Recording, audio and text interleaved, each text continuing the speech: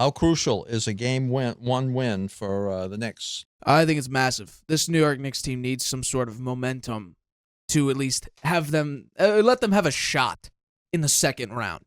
Because if they somehow go 7 with the Detroit Pistons, who, by the way, were the worst team in the NBA or close to it last year, and all of a sudden now the 6th seed, what a redemption story for Detroit. Yeah. Being one of the worst teams in the NBA, and all of a sudden now you're in the playoffs facing the New York Knicks as the 6th seed after the season you had the prior year. So, yeah, the Knicks need some sort of momentum. They need to come out here in Game 1 and absolutely dominate. And by the way, Detroit's down its second best player. So if New York just gets absolutely slapped in the first half, I'm going to be incredibly nervous because this team plays a lot of minutes. Tom Thibodeau, I do think he's a great coach. His job's on the line here. If they lose in the first round, or hell, if they get dominated in the second round and don't make it a competitive series, he's gone next year. Because I seriously think the Knicks need something to change because this is a roster that's built for deep playoff runs. They have the size, they have the talent, they have the depth, they have the overall just culture to win. But the fact that 3 out of the top 5 minutes played in the NBA are New York Knicks players, I can understand why by the 6th game of round 2, all of a sudden Jalen Brunson can't drop 25 or 26 points a game, and Cat looks a little bit tired, and OG Anunoby can't hit the broadside of a barn from 3. I can understand it. I wonder why you're averaging 38 minutes per game. So the Knicks need to get out there, dominate, and then finally sit your starters. But what's interesting is I'm extremely nervous, and this is going to be a very, very crucial Game 1. Pre-All-Star game, Knicks are one of the best teams in the Eastern Conference. Post-All-Star game, this is where I'm severely nervous because look at the difference between pre- and post-All-Star game. Since the All-Star game, the Knicks are 15-13. They have 8 fewer points per game. They have 1 rebound per game less. They have 0.3 assists per game less. But all these things are going down. Field goal percentage drops about 3 points, and 3-point percentage drops about 2 points. But let's compare it to the Detroit Pistons post-All-Star game because it's interesting. While the record is very, very similar, the points per game are a 9 difference in favor of the Pistons. Rebounding per game is in favor of the Pistons. Assists per game in favor, actually tied. Field goal percentage in favor of the Pistons. 3-point percentage in favor of the Detroit Pistons. So I'm extremely, extremely nervous for the New York Knicks in Game 1. They need to go out there and dominate, take control of the game. Karl-Anthony Towns has a history of not being as effective in the playoffs as he is in the regular season. Will that continue in New York? New York Knicks fans and Tom Thibodeau and Jalen Brunson, Josh Hart, and everybody else should hope not, because they've already dealt for several years of guys who are tremendous in the regular season and then fall apart in the postseason, a la Julius Randle, who's no longer on the roster anymore. So you don't have Dante DiVincenzo. This team is not the same team it was last year, where DiVincenzo could have a tremendous 3-point shooting outage, and all of a sudden you're down late against Philly, and there's a double bang from Mike Breen off a rebound by Hartenstein, kick it out to Dante DiVincenzo, and he hits a nice 3. You don't have that anymore. You're going to have to rely on Josh Hart getting triple-doubles. You're going to need Karl-Anthony Towns to be tremendous offensively. Jalen Brunson will get his, I'm sure. But you're going to need that second and third option. OG Anunoby, he's played well recently. You're going to need him to perform very well. You're going to need your bench, Deuce McBride, to also perform very well. You're going to need your bench guys to show up because your stars are going to get exhausted.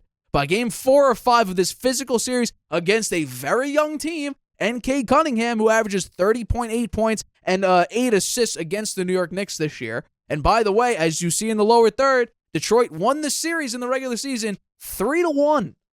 3-1 for a team that was garbage last year, and for a New York Knicks team that everybody agreed, me and you included, thought were really improved with Karl-Anthony Towns, with Bridges. And they lost the regular season series to the Detroit Pistons. I'm incredibly nervous for this team. This Game 1 means legitimately everything for the New York Knicks. They need to get on a hot streak. I don't disagree. I would say the Knicks' second half stats there, you showed them slipping a little bit. Brunson was out for 15 games, right? He had the injury, so I think that contributes to some of the slippage there. Actually, you could say they actually performed pretty well. They played better than 500 ball without him. So, and maybe that gave some of the other players some extra time and maybe made the bench a little deeper for the playoffs. So it plays both ways there. The Knicks have, they have championship aspirations after adding Bridges and Towns this past season. Towns, 24.4 points per game on 42% three-point shooting. Led the charge along with Jalen Brunson at 26 points per game and 7.3 assists per game, which contributed to the Knicks having the NBA's fifth-ranked offense. So they were pretty good offensively, and these guys are healthy right now. So they should put up a lot of points in these playoff games. The Knicks are trying to advance the second round for the second straight year. The Pistons grabbed the 6th seed after one of the biggest season-to-season turnarounds in recent NBA history, going from 14 to 44 wins in one season. It's the first time that a team has tripled their win total in one season. So hats off to Bickerstaff, their coach, for helping to turn them around. This is Detroit's first playoff appearance since 2019. They've not won a playoff game, or a playoff series, since 2008. That's a long time ago. Cunningham is their best player by far at 26.1 points per game, 9.1 assists, 6.1 rebounds per game. The Knicks have plenty of playoff experience while the Pistons have very little. Cunningham will have to have a big game for the Pistons to have a chance. The Knicks have allowed the fifth most points per game to point guards, 25.5 per game. Cunningham averages 26.6 on the road, so I expect him to have a big game. I don't think you're going to be able to stop that guy. Brunson, on the other hand, has at least 30 points in 22 of 65 games that he played, with 3 of the most of those against the Pistons. So expect playoff Brunson to be at his best. I think Cunningham and Brunson basically going to negate one another. They're both going to have great games. And so it means other players are going to have to step up to decide who wins. And in my opinion, the difference maker is Towns. Saturday's opener against Detroit is the ideal moment for him to take center stage to remind the basketball world why the Knicks brought him aboard. Towns has great success against the Pistons, shooting three-pointers in the regular season, hitting 3 and 4 shots in the first 2 games. His three-point efficiency is great at 41.6%, and Detroit ranked 26th in three-point percentage by opposing centers. So he's the guy, I think. I think that Cunningham and Brunson will kind of negate one another, and it's really Towns that's got to step up. Anunoby, he needs to be a big contributor defensively. I think that scoring-wise, he hasn't done well against the Pistons, and he ranked 5th in the team in scoring at home against Detroit this past season at 13.5 points per game and only 20% from three-point range. So that's concerning. Bridges and Hart will have to also step up and have solid games for the Knicks to win. I expect Thibodeau to throw all he has, all his resources, to try to slow down Cunningham, who averaged 32.5 points at Madison Square Garden this season. If the Knicks can slow Cunningham down, it's doubtful that the Pistons supporting cast can pick up the slack the way the Knicks supporting cast can. I expect the Knicks to win a close one. I don't think they will cover the 7-point spread, which I think is pretty high. I'll also say this. Brunson played in nearly half of those last 28 games. They went 5-7. So it's not like him being out there, all of a sudden they went 12-0. Right. But they hurt for 15 games. They went 5-7 with Jalen Brunson out there post All-Star game. So again, it's not like they went 12-0 with him out there. They had a losing record. And in fact, actually take it away now. Let's do some quick math, shall we? Let's go up to the graphic right now. 5. These really went, 10-6 without Brunson. Okay, well, 10-6 is a pretty good record. 5-7 with him. So it's not like all of a sudden they were doomed without Brunson. They had a winning record without him. He's their big assist guy, and this assist only fell minimally, right? A minimal amount, right? The assists were they were down by 0.3. 0.3. That's right, and what did that contribute to? Next to nothing. Their points plummeted. I don't know why I took it away. Their points plummeted by 8. Rebounds per game down by 1. Field goal percentage dropped. 3-point percentage plummeted. Jalen Brunson, since coming back, is averaging 33% from 3. So they're not a great shooting team since the All-Star game. And now they're going up against the Pistons team. And by the way, they got in some of those games blown out by Cleveland in a crushing fashion, blown out by Boston. They barely beat Philly when they've already given up. They beat Memphis by 1 point. They're in the play-in game and might lose tonight. They had to beat Miami, who nobody respects, in overtime. They lost to Golden State by 12. They lost to the Lakers in overtime. They beat Phoenix, who gave up. They lost to the Celtics again in overtime. They lost to these Detroit Pistons by 9.